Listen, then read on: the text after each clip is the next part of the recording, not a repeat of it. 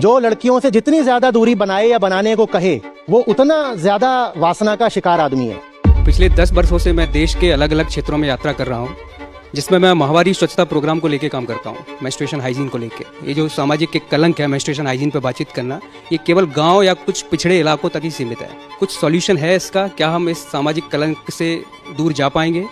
Menstrual cycle इतना बड़ा मुद्दा क्यों है?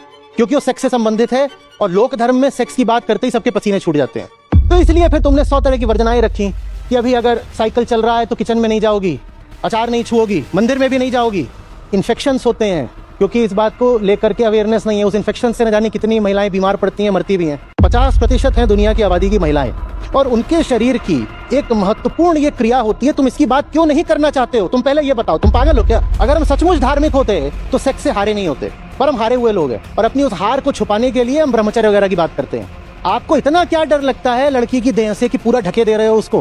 आज से 20 साल पहले जितनी महिलाएं घर से बाहर निकल करके काम कर रही थीं, आज उससे कम महिलाएं बाहर निकल करके काम कर रही हैं। बताइए क्यों? अच्छी अच्छी डिग्रियां लेकर भी लड़कियां नौकरियां नहीं कर रही हैं। बताइए क्यों? प्रणाम आचार्य जी, आपके चिरपरिचित अंदाज को दर्शन देने के लिए भोपाल में बहुत बहुत धन्यवाद। जो आपके प्रश्नों के उत्तर होते हैं उसी शैली और उसी अंदाज से प्रेरित होकर मेरा ये प्रश्न था। पिछले 10 वर्षों से मैं देश के अलग अलग क्षेत्रों में यात्रा कर रहा हूँ, जिसमें मैं माहवारी स्वच्छता प्रोग्राम को लेकर काम करता हूँ, मेंस्ट्रुएशन हाइजीन को लेकर, जिसमें मैं अवेयरनेस कैंपेन करता हूँ। एक low cost sanitary napkin making machine हमने बनाई है, उसका इंस्टॉलेशन करते हैं, ट्रेनिंग करते हैं। शुरुआत में जब मैं काम करता था तो मुझे ये महसूस होता था कि ये जो सोशल एक टैबू है, ये जो सामाजिक एक कलंक है मेंस्ट्रुएशन हाइजीन पर बातचीत करना, ये केवल गांव या कुछ पिछड़े इलाकों तक ही सीमित है। जब मैं शहरों में गया, महानगरों में गया, विदेशों की भी यात्रा की है कुछ जगह इसी काम को लेके, तो लगा ये लगभग कॉमन है, हर जगह वही स्थिति है लगभग, इस पे बातचीत नहीं होती है। तो मैं पूछना चाह रहा था कि क्या आपकी फ़िलॉसफी के हिसाब से, अपनी एजुकेशन सिस्टम के हिसाब से कुछ सॉल्यूशन है इसका? क्या हम इस सामाजिक कलंक से दूर जा पाएंगे जो कि सदियों से चला आ रहा है? और कितने वर्ष लगभग लगेंगे या कितने दशक तक हमें इंतजार करना पड़ेगा कि हम कभी मेंस्ट्रुएशन हाइजीन को लेकर नॉर्मल हो पाएंगे? Thank you. ठीक है, बैठिए। मेंस्ट्रुएशन को लेकर के जो बड़ा हवा है और उसको जो एक टैबू की तरह हम देखते हैं, उसका कारण ये नहीं है कि हम मेंस्ट्रुएशन को लेकर के अनकंफर्टेबल रहते हैं। उसका कारण ये नहीं है कि हमें अजीब लगता है, असंगत लगता है कि ये मेंस्ट्रुएशन क्या चीज़ होती है। उसका कारण थोड़ा उससे आगे का है, एक कदम। हम सेक्स को लेकर ही अभी तक सहज नहीं हो पाए हैं। हमारी असहजता मेंस्ट्रुएशन, मासिक चक्र से नहीं है उतनी। हमारी असहजता सीधे सीधे सेक्स से है, और उसके पीछे बड़ा गहरा कारण है जो अगर हम समझेंगे तो जीवन को ही समग्रता से समझने में मदद मिलेगी। देखिए, इंसान है तो जंगल से निकला हुआ जानवर ही, और जानवरों की सारी प्रकृति उसमें बैठी हुई है। बस जानवरों के पास जो कुछ है उससे थोड़ा अतिरिक्त है मनुष्य के पास। लेकिन मनुष्य वो सब भी लेकर चल रहा है जो जानवरों के पास है। थोड़ा सा अतिरिक्त क्या है हमारे पास? चेतना। हम सोच समझ सकते हैं, हम स्वयं को देख सकते हैं, अपनी हालत का अवलोकन कर सकते हैं, जो कि पशु नहीं कर सकते। पशुओं के पास बस वृत्तियां होती हैं और वृत्ति जनित कामनाएं होती हैं, मनुष्य के पास चेतना भी होती है। इतना ही सा अंतर है। तो मनुष्य वो है जो खुद को देख पाए, मनुष्य वो है जो अपने बंधनों को पहचान पाए और उनसे लड़ पाए, है ना? और इसी चीज को वास्तव में धर्म कहा जाता है। खुद को जान समझ पाना, अपने बंधनों को देख पाना और उनसे लड़ पाना। अब जब बंधनों की बात आती है तो जो सबसे बड़ा बंधन है हमारा, वो हमारी पाशविक प्रवृत्ति है। पाशविक प्रवृत्ति, क्योंकि जंगल से ही आए हैं तो पशु वाली जो प्रवृत्तियां हैं वो तो हमें मौजूद ही हैं। और पाशविक प्रवृत्ति में भी जो सबसे ज्यादा बल रखती है, जो एकदम प्रचंड आग की तरह होती है, वो होती है काम वासना। और पशुओं में भी वो उतना ही बल रखती है। वो प्रकृति की सबसे चहेती वृत्ति है, क्योंकि उसी से प्रकृति का चक्र आगे बढ़ता है। कोई जीव हो, उसमें और कोई वृत्ति हो ना हो, काम वासना जरूर होती है। क्योंकि काम वासना नहीं रहेगी तो प्रकृति जो चाहती है कि तुम्हारा काम समय में आगे बढ़ता रहे, तुम मर जाओगे, अगली पीढ़ी आती रहे, वो काम होगा नहीं ना। बाकी सब वृत्तियों पर वासना भारी पड़ जाती है। ऋषि भर्तृहरि थे, तो एक जगह पर वो कहते हैं कि एक कुत्ता देखो, उदाहरण के तौर पर कहते हैं कुत्ता देखो, वो बिल्कुल सूख करके 2 हड्डी हो चुका है और 10 जगह उसके घाव हैं और वो लंगड़ा लंगड़ा के चल रहा है और उसके घाव से मवाद बह रहा है, खून बह रहा है, लेकिन फिर भी वो वासना से ही आतुर है। वो किसी कुतिया के पीछे ही रहा है। थोड़ी देर में वहां तक जाके हो सकता है वो मर भी जाए, पर उसे अपनी जिंदगी की, अपने खाने पीने की भी उतनी परवाह नहीं है जितनी उसको वासना चाहिए। तो अब इंसान बनना है, तो भाई स्वयं को जीतना पड़ेगा, अपने बंधन तोड़ने पड़ेंगे। और बंधनों में, बंधन माने यही कि जिधर शरीर ने नचाया उधर को नाच दिए। और बंधनों में एक बड़ा बंधन होता है काम वासना। तो कायदे से धर्म ऐसा होना चाहिए था जो आपको कुछ ऐसा देता कि उसके आगे वासना छोटी चीज पड़ जाती। धर्म का यह काम होना चाहिए था कि धर्म ने आपको कुछ ऐसा दिखा दिया, कुछ ऐसा समझा दिया कि उससे वासना मिट तो नहीं गई, लेकिन नंबर 2 की चीज हो गई, नंबर 1 पर कोई और आ गया। यह धर्म की सफलता होती। और वास्तविक धर्म का यही उद्देश्य होता है। वो ये नहीं कहता कि प्रकृति की जो तुम्हारी क्रियाएं हैं वो सब बंद कर दो, वो कहता है वो सब चलती रहेंगी अपनी जगह, लेकिन मैं उन सब को किसी और चीज का अनुगामी बना दूंगा। मैं तुम्हें कुछ ऐसा दे दूंगा, बाकी सब चीजें जिसके पीछे पीछे चलने लगे। बाकी सब चीजें भी चलती रहेंगी, लेकिन वो अब आगे आगे नहीं चलेंगी, वो पीछे पीछे चलेंगी। ये असली धर्म का काम होता है। तो धर्म का काम तो ये था कि वो आपको नंबर 1 वाली चीज दे दे। और असली धर्म जहां कहीं भी वो पनपा, उसने वो चीज दी भी। और सबसे सशक्त रूप में तो भारत ने दी। उसने वो चीज दी है, निस्संदेह दी है। षड दर्शन है, आप वहां पर जाएं, आप वेदांत के पास जाएं, उपनिषदों के पास जाएं, आप अष्टावक्र के पास जाएं, आप भगवत गीता के पास जाएं, वहां आपको वो मिलता है जो जीवन में प्रथम स्थान का अधिकारी है। वो नंबर 1 की जो चीज है ना, वो वहां मिल जाती है। तो असली धर्म वो चीज देता है जिसके बाद आप अपने पाशविक बंधनों से आजाद हो सकते हैं। वो असली धर्म देता है। पर असली धर्म को हमने बड़ा मिश्रित कर दिया, खूब उसमें गोलमाल घपला मिलावट कर दी, तो उससे बन गया लोक धर्म। लोक धर्म माने वो धर्म जिसका आम आदमी पालन करता है। आम आदमी कहता है अपने आप को भले धार्मिक हो, पर वो पालन लोक धर्म का करता है। असली धर्म से वो कोसों दूर है। अब आप लोक धर्म का भले पालन कर रहे हो, लेकिन आप उसको बोल क्या रहे हो? यही तो बोल रहे हो मैं धार्मिक हूं। अब अगर आप धार्मिक हो तो धार्मिकता की तो पहचान यह है कि आपने अपने बंधन तोड़े होंगे। आप मेरे साथ साथ चल रहे हैं? आप पालन कर रहे हो लोक धर्म का, लेकिन आपका दावा तो यही है ना, झूठा दावा, क्या कि हम धार्मिक हैं। आप कोई भी व्यक्ति अपने आप को लोक धार्मिक थोड़ी बोलता है। वो क्या बोलता है? मैं एक धार्मिक इंसान हूं, मैं आस्तिक हूं। भाई मैं आस्तिक हूं। कोई ये नहीं बोलता कि मैं लोक आस्तिक हूं। मेरी आस्तिकता भी बहुत सामाजिक किस्म की है। मैं लोक धार्मिक हूं। अच्छा ठीक है, आप हो तो लोक धार्मिक, पर अपने आपको आपने यहां पे लेबल क्या लगा दिया है? धार्मिक। अब अगर धार्मिक हो तो पहचान इससे होगी कि धार्मिक आदमी तो अपनी पाशविकता को लगातार चुनौती देता चलता है।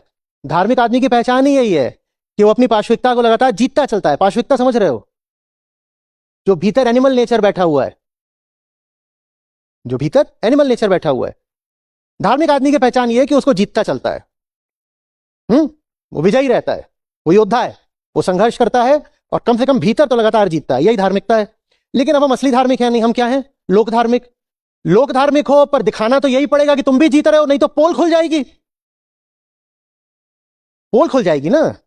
लोक धार्मिक हो पर प्रदर्शित तो यही कर रहे हो कि धार्मिक हो, तो धार्मिकता के लक्षण भी दिखाने पड़ेंगे, भले ही नकली लक्षण। और धार्मिकता का बड़े से बड़ा लक्षण यह होता है कि वृत्तियां अपने ऊपर हावी नहीं होती। तो लोक धार्मिक आदमी फिर यह प्रदर्शित करता है कि सेक्स उसके लिए छोटी चीज है। धार्मिक आदमी के लिए सेक्स और दैहिक क्रियाएं, जिनमें मासिक धर्म भी शामिल है, वास्तविक धार्मिक आदमी के लिए सेक्स और शरीर से संबंधित बाकी बातें सचमुच छोटी हो जाती हैं। छोटी माने मूल्य में छोटी, स्थान में छोटी। धार्मिक आदमी के लिए वो सारी चीजें सचमुच छोटी हो जाती हैं। लोक धार्मिक आदमी के लिए छोटी बिल्कुल हुई नहीं है, पर उसको जताना है, दिखाना है जैसे छोटी हो गई है, as if those things have become immaterial और इनकॉन्सिक्वेंशियल। वो अभी छोटी हुई है नहीं, पर उसको ऐसे दिखाना है, झूठ मूठ, नाटक, फरेब। तो धार्मिक आदमी की पहचान ये होगी कि वो सेक्स के मुद्दे को बहुत सहजता से लेगा। उसके लिए हुआ नहीं है, उसके लिए बड़ी बात नहीं है। क्यों? क्योंकि उसको वो मिल गया है जो जो सबसे ऊंची चीज है। अब उसके आगे सेक्स वैसे ही कुछ नहीं है। 2 रुपए की बात है तो है, नहीं है तो नहीं है। उसकी उपस्थिति बहुत मायने नहीं रखती, उसकी अनुपस्थिति भी बहुत मायने नहीं रखती है। यह धार्मिक आदमी की पहचान है। पर जो लोक धार्मिक आदमी होगा, उसके भीतर तो जानवर अभी गुर्रा ही रहा है, भौंक ही रहा है, भीतर जानवर गुर्रा रहा है, और ऊपर ऊपर क्या बन के बैठा है? धार्मिक। तो फिर वो सेक्स का दमन करता है। वो फिर सेक्सुअलिटी से डरना शुरू कर देता है, क्योंकि भीतर तो उसके सेक्सुअल जानवर हावी होकर बैठा ही हुआ है, पर ऊपर ऊपर से उसको बनना क्या है? धार्मिक। मैं तो साहब देह को जीता हुआ आदमी हूं, पर भीतर देह भौंक रही है, भीतर जानवर गुर्रा रहा है। तो वो ऊपर ऊपर से सेक्स का ही दमन करता है, वो सेक्स को सप्रेस करता है। अब बाकी बातें तो सप्रेस कर भी दो, किसी को पता ना लगे, पर जो हमारी प्रजाति है, और प्रजाति हमारी जो महिलाएं हैं, उनके शरीर से एक चीज ऐसी जुड़ी हुई है हर महीने की, जिसको तुम छुपा नहीं सकते। तो उस चीज को लेकर के जो लोक धार्मिक रहे हैं सदा से, शताब्दियों से, उनको बड़ी असुविधा रही है। वो बहुत परेशान रहे, बड़े असहज रहे हैं। बोल रहे हम तो ये सेक्स के मुद्दे को आंख के सामने लिए आना चाहते थे, क्योंकि आंख के सामने आता है तो हमारी पोल खुल जाती है। बाबा लोगों को देखते नहीं हो, वो अब कहेंगे कुछ भी कर लेना, मतलब महिलाएं आएंगी, हमें छूना मत, हमें छूना मत, हमें छूना मत। कहे क्या हो जाएगा? विस्फोट हो जाएगा। क्या हो जाएगा? महिला छू लेगी तो क्या हो जाएगा? क्योंकि उनके लिए महिला बहुत बड़ा मुद्दा है अभी। और जो वास्तविक धार्मिक आदमी वो कहेगा खाली तो है, स्त्री की है, पुरुष की है, खाली तो है, हाथ ही तो है, स्पर्श कर लिया तो क्या हो गया? कुछ नहीं हो गया। इसमें ऐसी क्या बड़ी बात है कि मैं बोलूं छूना मत, छूना मत। उज्जैन कहानी है, आप में से कई लोगों ने पहले भी सुनी होगी, कि गुरु था, वो धार्मिक था, चेला कच्चा था अभी अनाड़ी, तो वो उस गुरु की नकल करे। वो लोक धार्मिक चेला, उसके भीतर धर्म नहीं है असली, पर उसको प्रदर्शित ऐसे करना है कि मैं भी धार्मिक हूं। तो गुरु चेला चले जा रहे हैं, गुरु चेला दोनों चले जा रहे हैं। तो एक खूबसूरत जवान लड़की उनको मिली, वो उसी रास्ते पर थक के कहीं किनारे बैठ गई थी, उसके चोट वोट भी लग गई थी पाँव में, और सामने नदी वगैरह रही होगी, कुछ कुछ मान लो, मतलब ऐसे ही जो मूल बात है वो समझो। तो उसके चोट लगी हुई है, और हमने मान लिया नदी है, कुछ है, तो वहां पड़ी हुई है और एकदम आकर्षक है। तो गुरु ने उसको देखा, बोले क्या है, यहां क्यों बैठी है? बोली वहीं जाना है जिधर को आप जा रहे हैं, लेकिन थक भी गई हूं और ये खून बह रहा है, खून बह रहा है। हम मासिक धर्म की बात कर रहे हैं, ठीक है? तो वो गुरु बोलता अच्छा तेरे खून बह रहा है, तू चल नहीं सकती, तुझे जाना भी है। तो उसने उसको उठा लिया, कंधे पे ही बैठा लिया, और पीछे चेले के भीतर से कुत्ते भौंकने लगे। बोला गुरु जी छान गए मलाई आज। और गुरु ने उसको ऐसे सहजता से बैठा लिया है, और अपना चलते आ रहे हैं। नदी वदी आई होगी, जो भी पार करा दिया, उसको जहां जाना था उतार दिया, अपना चलते गए। अब वो चलते जा रहे हैं, 2 घंटा 3 घंटा बीत गया, काफी समय बीत गया। गुरु जी अपना सहज चलते जा रहे हैं, चेले के भीतर खलबली मची हुई है, उथल पुथल, वो पगलाया जा रहा है, उसे चला भी ना जाए, इधर उधर गिरे, कुछ करे। तो गुरु ने कहा कि क्या क्या समस्या है, कुछ अजीब लग रहा है। बोला हमें समझ में नहीं आ रहा है, आप इतने बड़े गुरु हैं और आपके भीतर इतना आत्मसंयम नहीं है। खूबसूरत लड़की दिखी और आपने सीधे उसको शरीर से अपने लगा लिया। तो गुरु बोलते हैं मैंने तो उसे कब का उतार दिया, पर तुम उसे अभी भी ढो रहे हो।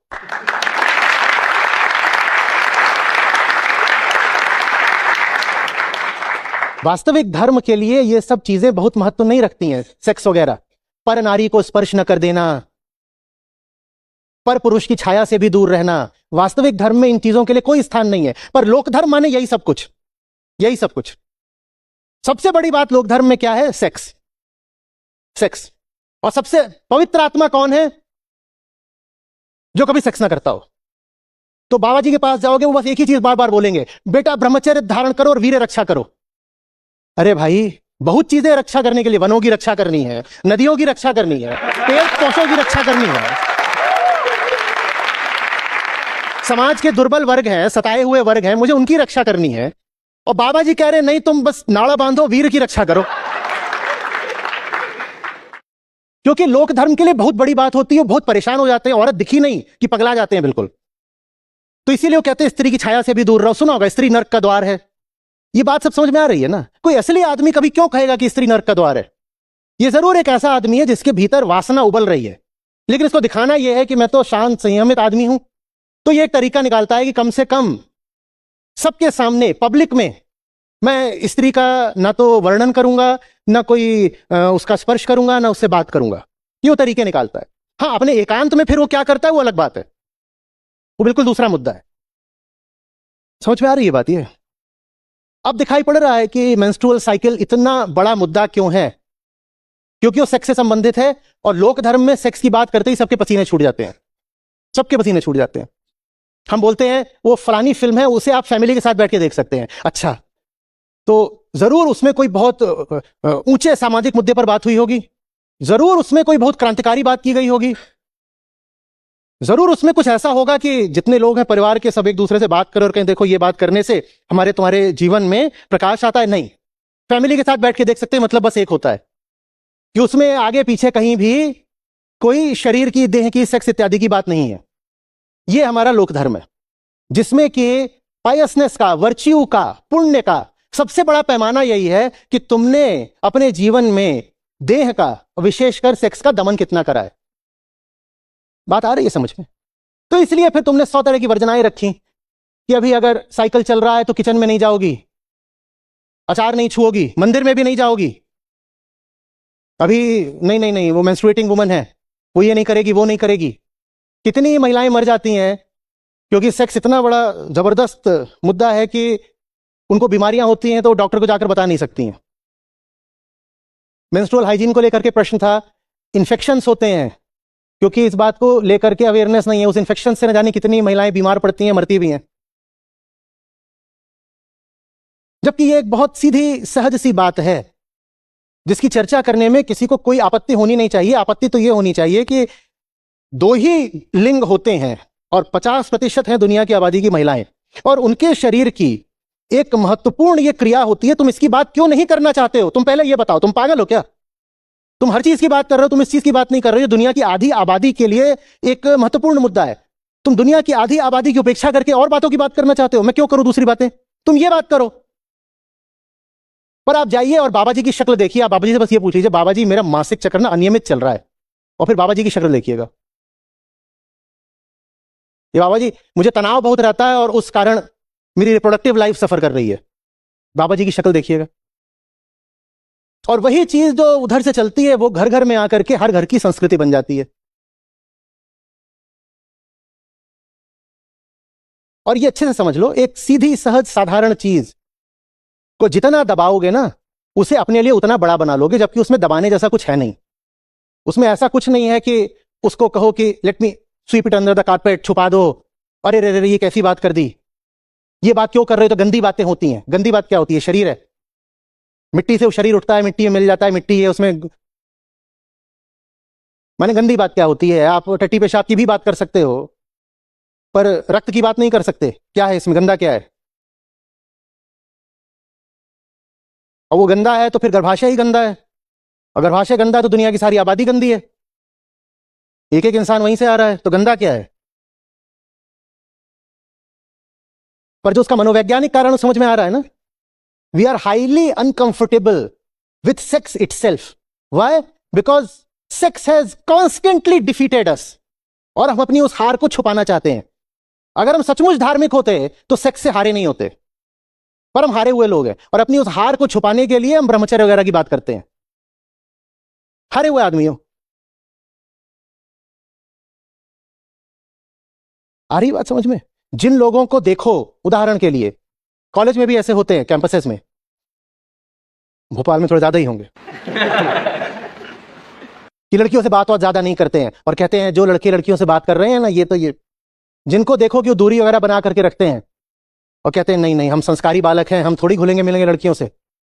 उनको अपनी बैचमेट नहीं दिखाई देती, उनको अपनी कलीग नहीं दिखाई देती, उनको बस एक लड़की दिखाई दे रही है, वो एक लड़की है, उसकी देह है लड़की।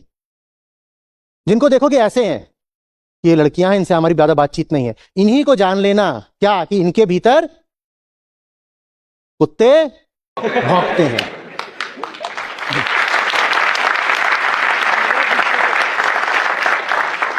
जो लड़कियों से जितनी ज्यादा दूरी बनाए या बनाने को कहे, वो उतना ज्यादा वासना का शिकार आदमी है। धर्म तो आपको सहज बना देता है। धर्म को क्या मतलब कि शरीर में क्या हो रहा है क्या नहीं हो रहा है, हो रहा होगा कुछ भाई। जीवन की बातें हैं, प्रकृति के खेल हैं, बहुत कुछ होता रहता है, इसमें इतना हुआ क्या है, इसमें ऐसी क्या बात है।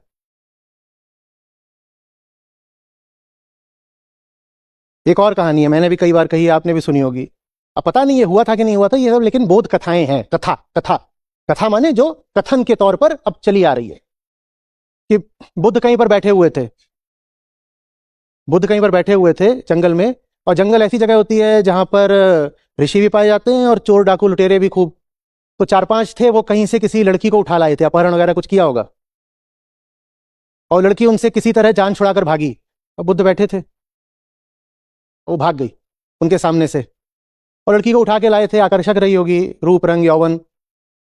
जो भाग गई, उसके कुछ देर बाद ये सब आए और बुद्ध से कह रहे हैं कि बताओ लड़की कहाँ छुपाई है। वो बुद्ध बोले मैं यहाँ बैठा हुआ हूँ बस, मैं नहीं जानता। बोले अच्छा ये तो बताओ कि यहाँ से कोई लड़की भागी थी। तो जो उनका जवाब बताया जाता है वो समझिएगा। वो बोले हाँ कोई भागा था, कोई भागा था। अब लड़की थी कि लड़का था, जवान था कि बूढ़ा था, ये हमें पता नहीं चलता, इस पे हमारी नजर नहीं है। हमारे लिए एक है, एक सहजता की स्थिति है ये। और लड़की भाग रही है, उसके कपड़े भी अस्त व्यस्त रहे होंगे, है तो है, प्रकृति की बात है भाई, इसमें क्या कहें कि कोई बहुत भारी चीज हो गई। लेकिन जितनी वासना भीतर होती है, स्त्री का शरीर आपके लिए उतनी भारी चीज हो जाती है। फिर आप कहते हो ढक के रखो, ढक के रखो, कहते हो संस्कार की बात है, ढक के रखो। और कुछ संस्कृतियों में तो पूरा ऊपर से नीचे तक ढक देते हैं काला, कहते ढक के रखो। ये वासना का सबूत है, ये वासना का सबूत है। आपको इतना क्या डर लगता है लड़की की देह से कि पूरा ढके दे रहे हो उसको? तुम तो बड़े कमजोर आदमी हो यार। कहते कुछ नहीं दिखना चाहिए, एकदम जरा भी कुछ नहीं दिखना चाहिए, कुछ दिख जाएगा तो हम गिर जाएंगे। तुम गिर जाओगे क्या, तुम पहले ही झड़े हुए आदमी हो।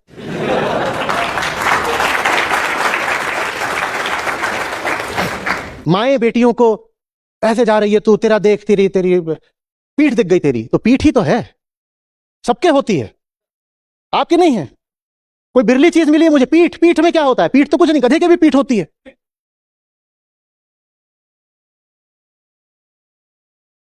फलानी बदन दिखाती घूमती है, गंदे चरित्र की है। अच्छा, तो तुमने कपड़ों से उसका चरित्र भी निकाल लिया, बहुत बढ़िया। मैं पहुंच रहा हूं आप तक या दूर की या बहुत इधर उधर की बात कर रहा हूं आपसे? वास्तविक धर्म न सेक्स को प्रोत्साहित करता है और न ही उसे बुरा बताता है। कहता है ये ना अच्छी चीज है ना बुरी चीज है, ये तो बस छोटी चीज है, ये इतनी बड़ी चीज नहीं है कि इस पे इतना विचार करो और इतने पहरे लगाओ और इतनी वर्जनाएं और इतने नियम कायदे, इतनी कहानियां। छोटी चीज है। फिर कह रहा हूं, ना अच्छी चीज है ना बुरी चीज है, छोटी चीज है। वो इतनी बड़ी चीज है ही नहीं कि उसके बारे में लगातार सोचते रहो, जिंदगी उसके पीछे लगा दो, कह दो कि यही पाना है, मेरी जिंदगी का तो उद्देश्य है फलाने का हुस्न हासिल करना। बहुत छोटी चीज के पीछे तुम जिंदगी लगा रहे हो। किसी की देह को हासिल करने के लिए तुम मरे जा रहे हो, तो तुम मरे ही हुए हो पहले से। महिलाओं पर तो जो इसका अनिष्टकारी असर पड़ा है तो पड़ा ही है, पुरुषों पर भी पड़ा है। पूरा समाज ही बीमार हो गया है। शरीर को इतना बड़ा बना लिया है कि हर आदमी हर समय बस शरीर ही शरीर के बारे में सोच रहा है, और विशेषकर महिला का शरीर। पुरुष महिला के शरीर के बारे में सोची जा रहा है, महिला अपने शरीर के बारे में सोची जा रही है। तो लड़कियां ज्ञान, कौशल, प्रतिभा, संघर्ष, इससे ज्यादा महत्व किसको देने लग जाती हैं फिर? कि मैं सुंदर दिखूं, आकर्षक दिखूं, सेक्सी दिखूं, क्योंकि सारा महत्व ही उसके शरीर को दिया जा रहा है। वास्तविक धर्म ये नहीं होने देता है। वास्तविक धर्म कहता है कि लड़की हो कि लड़का हो, तुम इंसान हो, एक चेतना हो तुम, जिसका दायित्व है और अधिकार है कि वो आसमान की ऊंचाई हासिल करे। लेकिन शरीर शरीर कर करके हमने अपनी बेटियों को, अपनी लड़कियों को, अपनी महिलाओं को, हमने इन सब को बस मांस का पिंड बना दिया है। मांस है, मांस है। और हमारी ही नजर महिलाओं ने भी हमसे उधार ले ली है। वो भी अपने आप को इसी तरह से देखने लग गई हैं कि मेरी देह कैसी है। लड़की बहुत आकर्षक ना हो और थोड़ा गाढ़े रंग वगैरह की हो जाए और थोड़ी मोटी हो जाए, उसको मानसिक बीमारियां होने लग जाती हैं, उसका पूरा आत्मसम्मान गिर जाता है। वो घर में दुबक के रहने लग जाती है, वो कहती है मेरी हैसियत क्या, मेरी इज्जत क्या। और इसके विपरीत लड़की बिल्कुल ही नालायक हो, कुछ ना हो उसके पास, ना बुद्धि है, ना ज्ञान है, ना संघर्ष है, ना ईमान है, कुछ नहीं है उसके पास। लेकिन अगर उसके पास आकर्षक देह है तो वो बड़े आत्मविश्वास से भरी रहती है और कहती है बढ़िया है ना, मेरे पास देह है, मुझे कोई ना कोई मिल जाएगा इस देह को चाहने वाला, मेरा काम चल जाएगा। हमने दोनों ही वर्गों, स्त्री पुरुष दोनों को ही बर्बाद कर दिया है ये बॉडी बॉडी रट रट के रट रट के रट रट के। और लड़कियों का तो जो मानसिक पतन करा है उसकी तो कोई इंतहा ही नहीं। फिर हम पूछते हैं कि महिलाओं के पास उनके नाम पर इतनी कम संपत्ति क्यों होती है, फिर हम पूछते हैं उन्हें इतने कम नोबेल प्राइज क्यों मिलते हैं, फिर हम पूछते हैं संसद में इतनी कम महिलाएं क्यों हैं, फिर हम पूछते हैं कि कॉरपोरेट बॉडीज में स्टेक होल्डर्स के तौर पर या जो सीएक्सओ पोजीशंस होती हैं उन पर इतनी कम महिलाएं क्यों हैं। बात समझ रहे हो ना? तुमने उसके भीतर कूट कूट करके ये भर दिया है कि यू आर अ बॉडी, तो हर समय बस वो अपनी बॉडी का ही ख्याल कर रही होती है। और ऐसे काम तो बिल्कुल भी नहीं करती जिसमें बॉडी की उपेक्षा करनी पड़े। एकदम ही गरीब हो जाए तो अलग बात है, फिर तो वो एक मजदूर भी बन लेगी। अगर पर वो गरीब नहीं हो रही है तो वो धूल और धूप से बचने की भरसक कोशिश करती है, क्योंकि कहती है अरे कुछ हजार रुपए कमाने के लिए अगर मैंने धूल धूप खा करके अपना रूप रंग खराब कर लिया तो ये ज्यादा बड़ा नुकसान है। एफएलपीआर आप जानते हैं क्या होता है? Female labour participation rate. पिछले 20 साल में भारत में ये गिर गया है। माने आज से 20 साल पहले जितनी महिलाएं घर से बाहर निकल करके काम कर रही थीं, आज उससे कम महिलाएं बाहर निकल करके काम कर रही हैं। बताइए क्यों? क्योंकि घर में पैसा आ गया है। 20 साल की पहले की अपेक्षा आज घर में पैसा ज्यादा है। तो पहले तो फिर भी महिला बाहर मजबूरी में निकलकर काम कर लेती थी, अब घर में पैसा आ गया है तो खुद भी ऐसा सोचती है और उसके आसपास वाले भी उसे यही बोलते हैं कि अब तू बाहर क्यों जा रही है, तू घर का ख्याल रखना और तू बाहर जाती है, काली हो जाती है, धूप में लिखना लगा लो रूप की रानी, गोरा रंग काला ना हो जाए। अच्छी अच्छी डिग्रियां लेकर भी लड़कियां नौकरियां नहीं कर रही हैं, वो ट्रॉफी वाइफ्स बन के सज संवर के बन ठन के घर में बैठना पसंद कर रही हैं।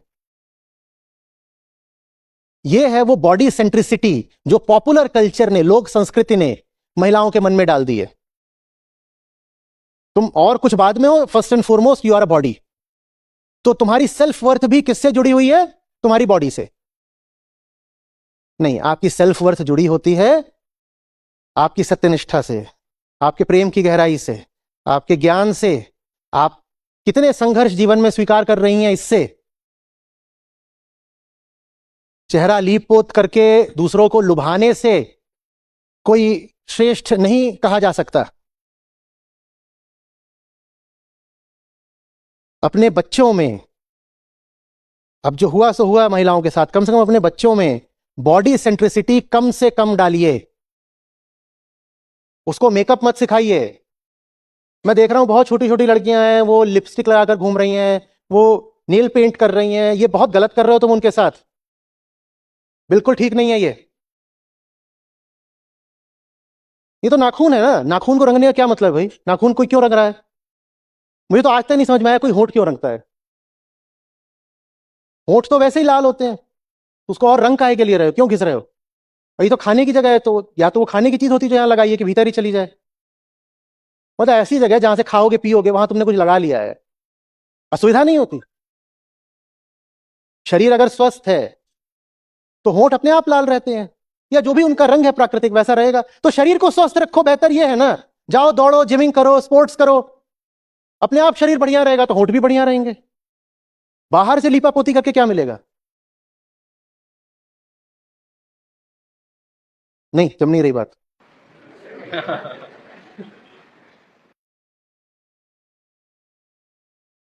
अगर आप एक महिला हैं या आप एक अभिभावक हैं और आपके घर में बच्चा है छोटा, या आपकी बहन है, कोई है, या आपके आस पड़ोस में भी कोई है, तो इतना करिए कि उनको उनकी देह ही मत बन जाने दीजिए, इतना उन पर एहसान कर दीजिएगा।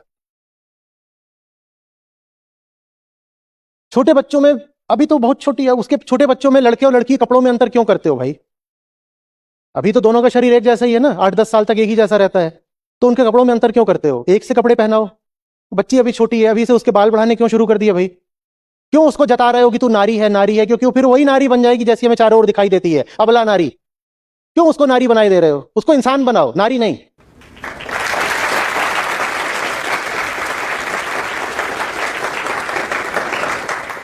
अभी 4 दिन पहले मैं खिलौने खरीदने गया, तो उसने पूछा कितने साल का बच्चा है, मैंने उम्र बता दी।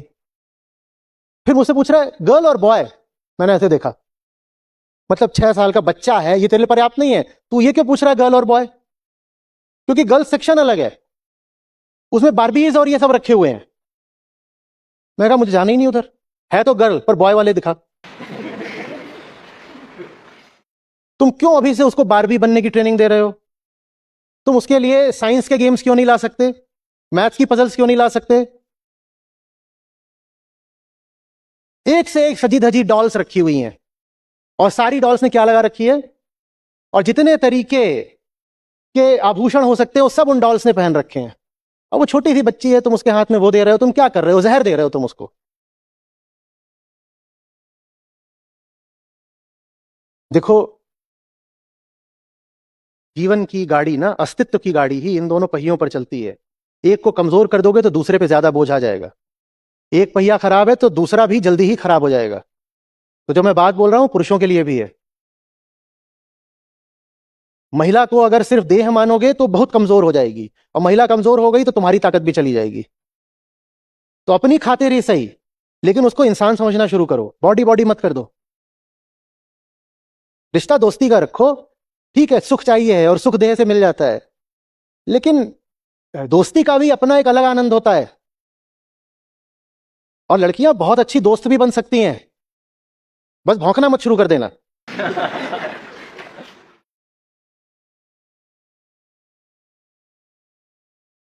ऐसे कहो कि दो इंसान बैठे हैं, आपस में बात कर रहे हैं, घूम फिर रहे हैं, जो भी कर रहे हैं, उसका भी अपना अच्छा ऊंचा आनंद है।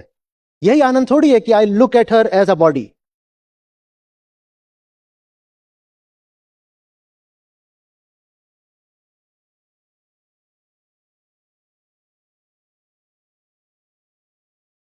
ये सब बातें मैं बोल रहा हूं ऐसे ही नहीं आ जाती, यही सब बातें सिखाना असली धर्म का दायित्व होता है। और उसी के लिए गीता कार्यक्रम है, जो इतनी मेहनत से हम चला रहे हैं, पूरी संस्था उसी को समर्पित है, और इतने इतने हजार लोग उसमें जुड़ चुके हैं, वो इसीलिए है।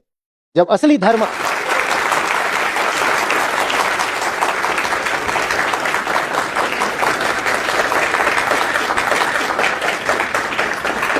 जब असली धर्म आता है ना जिंदगी में, हाँ, कृष्ण वाला धर्म, बाबा जी वाला धर्म नहीं, भगवत गीता वाला धर्म, जब असली धर्म जिंदगी में आता है तो बहुत सारे समझ लो कि फल फूल लगते हैं।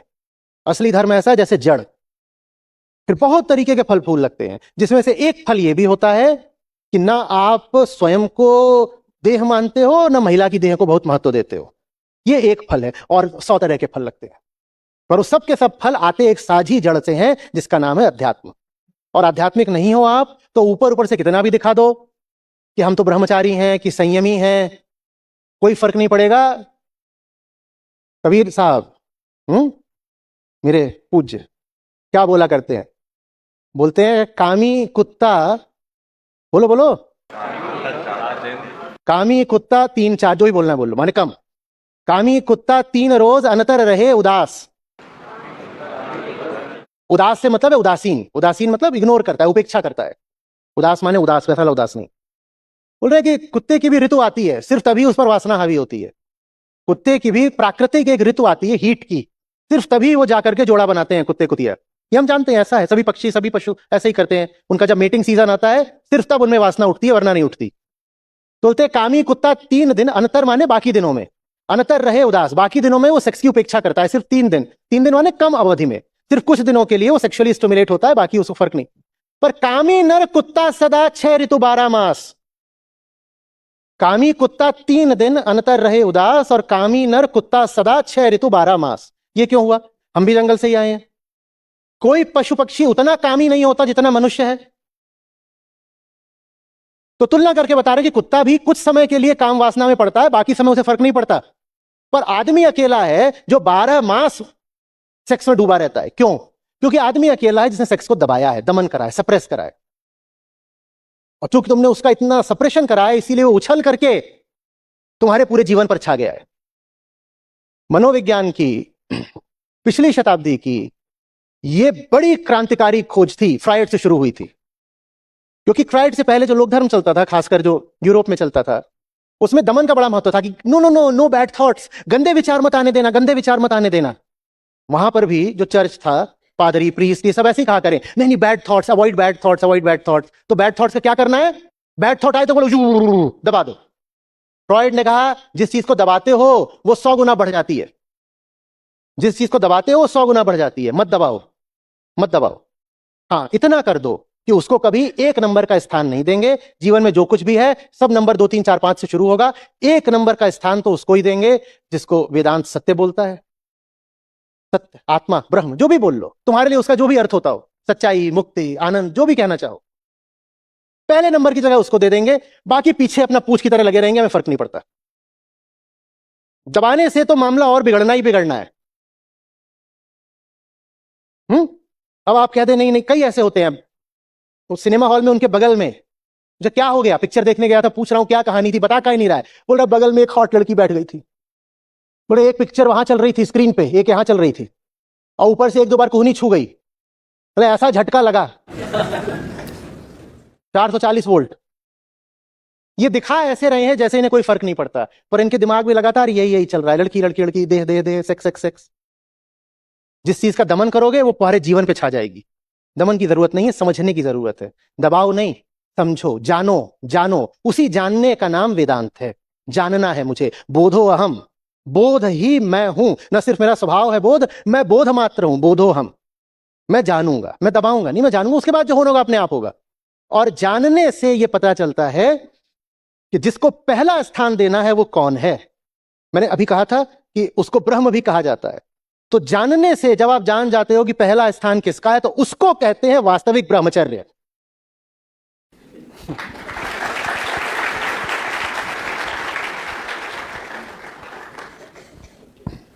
एक प्रकार के आचरण को ब्रह्मचर्य नहीं कहा जाता कि सदाचारी बनो, अच्छे अच्छे काम करो।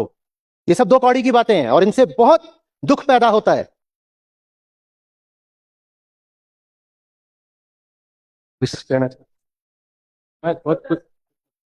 Just last, I am sorry, बहुत आप टाइम के बाद मुझे लगा कि मुझे कह देना चाहिए। दरअसल मैं आचार्य प्रशांत को बहुत लंबे समय से सुन भी रही हूँ, और आज जो एक बात कही सर ने, तो मुझे लगा कि मुझे बोलना चाहिए, वो इसलिए बोल रही हूँ, वरना कुछ भी नहीं है। आपने जो जो कहा वो मैं उससे पूरी सहमत रहती हूँ हमेशा। ये जो आपने कहा कि कुछ लोग ऐसे हैं जो पूरा काले कपड़े में, तो भोपाल में क्योंकि एक कम्युनिटी है मुस्लिम जो पूरे काले कपड़े में रहती है, और मुझे पता है कि उनका बिल्कुल भी उस तरह निशाना करने की वो नहीं थी उनका। लेकिन हमारे यहाँ जितने भी लोग हैं वो अलग धर्म के भी हैं, तो काला कपड़ा अगर एक कोई पहना है, तो कोई ऐसा भी है जो पूरा साड़ी में ढांकते हैं, है ना। तो वो भी ऐसे ही उनकी भी वैसी मानसिकता होती है। तो ऐसा नहीं है कि मुस्लिम कम्युनिटी वाले ज़्यादा उसको गलत समझते हैं, हिंदू भी उतना ही बराबर। तो हिंदू मुस्लिम का कोई फ़र्क मत देखिएगा प्लीज़। क्रिश्चियन वाइट में रहते हैं, तो कोई भी जात है, जात से मत लीजिएगा इसको, क्योंकि उनका कोई मंशा ये नहीं, मेरे कैसे लगता है। बहुत क्लैरिफिकेशन आपने उनके बिहाफ पर दिया।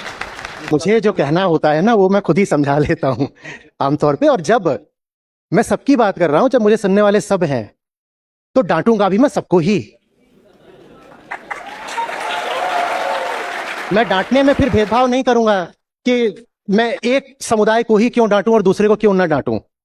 तो जब मैं इतनी बार बाबा जी को बोलता हूं, और हिंदू धर्म में जो तो जब मुझे बाबा जी को और हिंदू धर्म में जितनी मुझे बुराइयां दिखती हैं उनको बोलने का हक है, तो अगर मेरे श्रोताओं में दूसरे समुदायों से भी लोग बैठे हैं, मुस्लिम भी बैठे हैं, तो मुझे उन्हें डांटने का भी हक है। तो बस ठीक है, और मुझे तो समझाना है वो ठीक है।